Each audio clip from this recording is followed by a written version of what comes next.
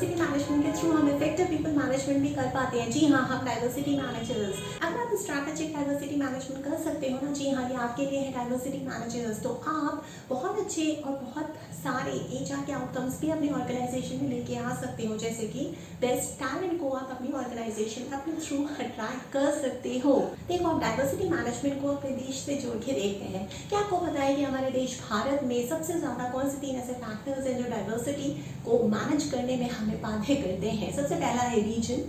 देखो, आप किस रीजन से बिलोंग करते हो? आप नॉर्थ इंडिया से हो, साउथ इंडिया से, ईस्ट इंडिया से हो, या फिर आप वेस्ट इंडिया से हो। अगर आप नॉर्थ से हो तो आप ऐसे हो, अगर आप साउथ से हो तो आप ऐसे हो, अगर आप ईस्ट से हो तो आप ऐसे हो, अगर आप वेस्ट से हो तो आप ऐसे हो। ये सारी बातें हमें संज्ञान में रखनी पड़ती हैं। उसके बाद जो दूसरा फैक्टर है जो सबसे ज़्यादा डाइवर्सिटी में इंटरलिंक करता है वो होता है रिलीजन। हम सब इस चीज़ से वाकिफ हैं, जिसमें हमें पता है कि हिंदूज जो हैं हमारी पूरी टोटल पॉपुलेशन में तकरीबन 83% है। मुस्लिम्स जो है वो 11% है, सिख और क्रिश्चियंस जो है वो 2% है, बुद्धिस्ट और जैनिस्ट जो है वो सिर्फ और सिर्फ 1% है। रिलीजन में जहाँ हमने बाहर का फ्रेमवर्क देख लिया परसेंटेज में, ठीक है, इतने हिंदू हैं, इतने मुस्लिम, इतने क्रिश्चियन, इतने जैन, इतने बुद्धिस्ट। उसके बाद हम उतरते हैं और डेप्थ में हम ये जानने की कोशिश करते हैं कि ठीक है, हिंदू में कितनी कास्ट हैं? टोटल 4000, ठीक है। शूद्र में कितनी कास्ट है? टोटल, ठीक है, 3000। उसकी और डेप्थ में हमें उतरना है। हमें ये पता लगा है कि हाँ, ठीक है, हमारे पूरे के पूरे देश में 179 लैंग्वेजेस हैं, जिसमें से सिर्फ और सिर्फ हमारे कॉन्स्टिट्यूशन ऑफ इंडिया में 16 लैंग्वेजेस को मान्यता मिली है। उसके अलावा हमारे पास 554 डायलेक्ट्स हैं।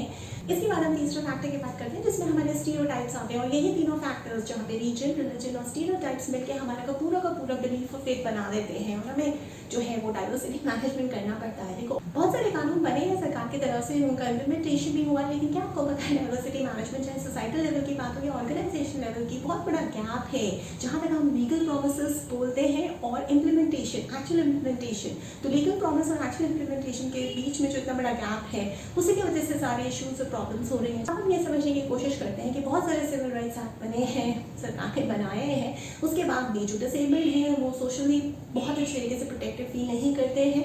उनके लिए भी PWD एक्ट है 1995, लेकिन उस एक्ट ने कुछ ज़्यादा नहीं किया है। जहाँ पे डिसेबल्ड लोगों की बातें हैं, सरकार ने एकदम सुनिश्चित कर दिया कि 3% से कम डिसेबल्ड लोगों का आरक्षण नहीं हो सकता सरकार में। उसके एक स्टेप और आगे बढ़ते हैं, जहाँ पे हम पार्ट 3 कॉन्स्टिट्यूशन फंडामेंटल राइट्स की बातें करते हैं, आर्टिकल 14, 15, 16, 17 और 39, जहाँ पे हम समझने की कोशिश करते हैं। आर्टिकल 14 क्या कहता है? आर्टिकल 15(3) कुछ इंपॉर्टेंट राइट्स हैं जो वुमेन के प्रोटेक्ट करता है। आर्टिकल 15 एक और बात कहता है कि prohibition of discrimination basis religion etcetera etcetera.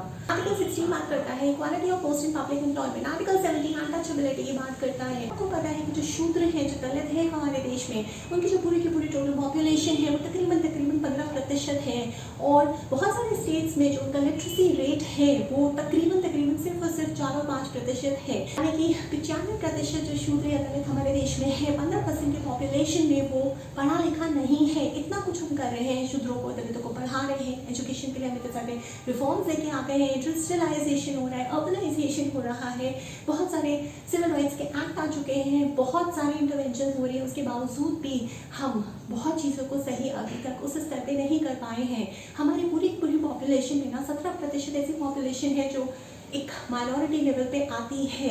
Prevention of atrocities act 1989 है, जिसके तहत हम किसी भी शूद्र या दलित को गलत तरीके से ट्रीट नहीं कर सकते हैं। उनके हमारी सरकार सेंट्रल और स्टेट लेवल पे बहुत सारे इंस्टीट्यूशन और एजेंसीज के साथ मिलकर, उनको फंड करके, उनके साथ कोलैबोरेट करके सुनिश्चित करा रही है कि जो माइनॉरिटी के लोग हैं, जो शूद्र व दलित हैं, वो एजुकेशन पाए, वो भी अच्छे इंस्टीट्यूट्स में, जैसे IIT की बात कर लेते हैं। PWD एक्ट 1995 के तहत जो है वो सरकार में 3% से कम आरक्षण नहीं हो सकता डिसेबल्ड लोगों का। इस तरह से भी सरकार डिसेबल्ड लोगों को प्रोटेक्ट कर रही है। मनु ने 220 में ही ये बोल दिया था कि वुमेन कभी भी इंडिपेंडेंट नहीं हो पाएंगी। और एक बात है कि बहुत सारे इंस्टीट्यूट्स और एजेंसीज जद्दोजहद लगे हुए हैं वुमेन का जो स्टेटस है सोसाइटी में उसे सुधारने के लिए। हमारे कॉन्स्टिट्यूशन ने राइट टू इक्वालिटी सबके लिए मुहैया कराया है, जिसमें औरतें भी आती हैं, और इसमें राइट अगेंस्ट डिस्क्रिमिनेशन है जो आर्टिकल 14, 15, 16 और 39 में मुहैया कराया हुआ है महिलाओं के लिए कॉन्स्टिट्यूशन में। इक्वल रिम्यूनरेशन एक्ट 1976, जिसके तहत महिला और पुरुष दोनों को समान है तनख्वाह देनी चाहिए, ये भी हमारे कॉन्स्टिट्यूशन में लिखा हुआ है। इसके अलावा मेजॉरिटी एक्ट, इसके अलावा ESI 948 या फैक्ट्रीज एक्ट 1948 में महिला को बोला जाता है कि आपके लिए सेफ्टी प्रोविजंस हैं, आप हैवी वेट को लिफ्ट नहीं कर सकते हो। 73rd और 74th अमेंडमेंट एक्ट में औरतों के लिए है, जिसमें बताया गया है कि आप औरतों को आरक्षण दिया जाता है म्यूनिसिपल लेवल पे, लोकल बॉडीज में और हाँ कहाँ पे, पंचायत में। इसके अलावा पार्लियामेंट में 1/3% जो आरक्षण है वो महिलाओं के लिए है। अगर आप एक डाइवर्सिटी मैनेजर हो ना, आपको इतनी सारी चीज़ों का ध्यान रखना पड़ेगा। सिर्फ और सिर्फ डाइवर्सिटी बाहर ऊपर ऊपर की मोटी मोटी चीज़ों का नाम नहीं है।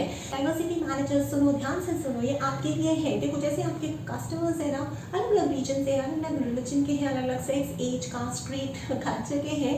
इसी तरह से सिर्फ और सिर्फ कस्टमर्स नहीं, बहुत सारे स्टेक होल्डर्स हैं जिनके साथ आप मिलकर काम कर रहे हो, आपकी ऑर्गेनाइजेशन मिलकर काम कर रही हो। वो सारे स्टेक होल्डर्स बहुत ज़्यादा डाइवर्स है अपने आप में। किसी का कोई जेंडर है, किसी का कोई सेक्स है, किसी की कोई एज है, किसी की कोई एजुकेशन है, किसी का कोई लाइफस्टाइल है, किसी का कोई कल्चर है, कोई किसी रीजन से, कोई किसी देश से है।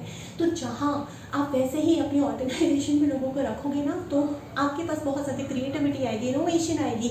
आपको कहीं ना कुछ परसेंटेज में वो लोग मिल जाएंगे जो आपके कस्टमर से मिलते जुलते हैं, कुछ ना कुछ परसेंटेज में वो लोग मिल जाएंगे जो आपके स्टेक होल्डर से मिलते जुलते हैं।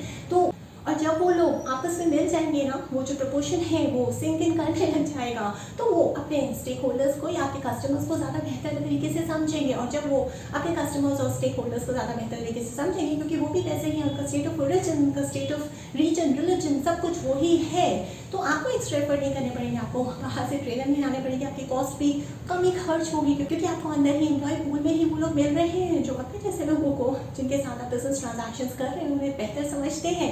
आप उसको और जब समझना है तो आओ, टॉपिक को व्हाट्सएप करो। मेरा फ़ोन नंबर है 9311659252। हाँ, अगर आपके पास कोई प्रपोजल है, आप मुझे ऑनलाइन मोड के थ्रू अपने यहाँ ट्रेनिंग के लिए बुलाना चाहते हो, चाहे स्कूल हो, कॉलेज हो, ऑफिस हो, किसी भी तरीके का सेटअप हो, तो आप मुझे प्रपोजल भी ईमेल कर सकते हो। मेरा ईमेल एड्रेस है verma.roli@gmail.com। मैं वीडियो के नीचे मेंशन कर दूंगी। डाइवर्सिटी मैनेजमेंट कास्ट के बारे में है, रीजन के बारे में है, रिलीजन के बारे में है, एथनिसिटी के बारे में है, सेक्स के बारे में है, जेंडर के बारे में, एज के बारे में है। एग्जैक्टली क्या है यार डाइवर्सिटी मैनेजर्स जो हैं, क्या वो डाइवर्सिटी को मैनेज कर पाते हैं, क्या वो डाइवर्सिटी को अच्छी तरीके से ट्रांसलेट कर पाते हैं? देखो कौन से वो 3 लेवल्स हैं जिसमें डाइवर्सिटी मैनेजर्स को डाइवर्सिटी को ट्रांसलेट करना होता है ऑर्गेनाइजेशन के अंदर। पहला लेवल होता है ऑर्गेनाइजेशनल लेवल, सेकेंड लेवल होता है ग्रुप, थर्ड लेवल होता है इंडिविजुअल। तो आपको तीनों पैरामीटर्स में देखना है। हाँ, डाइवर्सिटी मैनेजर्स, मैं आप ही से बात कर रही हूँ कि ये तीनों लेवल्स में आपने डाइवर्सिटी को ट्रांसलेट अपनी ऑर्गेनाइजेशन में एज अ मैनेजर किया है या नहीं किया है। देखो उसके बाद हमने बहुत सारे रिसर्चर्स और डेटा कलेक्ट किया, उससे हमें ये पता चला कि जहाँ पे भी आप डाइवर्सिटी मैनेजमेंट रखते हैं या करते हैं, चाहे वो सोसाइटी हो, चाहे वो ऑर्गेनाइजेशन हो, जब ऑर्गेनाइजेशन की भी बातें करेंगे, सोसाइटी की भी करेंगे। ऑर्गेनाइजेशन में पता चला कि ऑर्गेनाइजेशन की परफॉर्मेंस एकदम शूटअप हो जाती है डाइवर्सिटी मैनेजमेंट की वजह से। एक ऑर्गेनाइजेशन की रेप्यूटेशन भी शूटअप हो जाती है। किसके वजह से? जी हाँ, डाइवर्सिटी मैनेजमेंट की वजह से। एक ऑर्गेनाइजेशन बहुत अच्छी तरीके से कंपटीशन को टैकल कर पाता है सिर्फ और सिर्फ डाइवर्सिटी मैनेजमेंट की वजह से। एक ऑर्गेनाइजेशन में इफेक्टिव पीपल मैनेजमेंट भी कर पाता है सिर्फ और सिर्फ डाइवर्सिटी मैनेजमेंट की वजह से। और परफॉर्मेंस की एफिशिएंसी भी बहुत अच्छी हुई है, ये भी हमें डेटा से पता चला है। तो सिर्फ इतना ही नहीं, हम कल्चर को और अच्छी तरीके से मॉडिफाई कर पाते हैं, हम लीडरशिप प्रैक्टिसेस को और अच्छी तरीके से मॉडिफाई और एक्सेप्ट कर पाते हैं।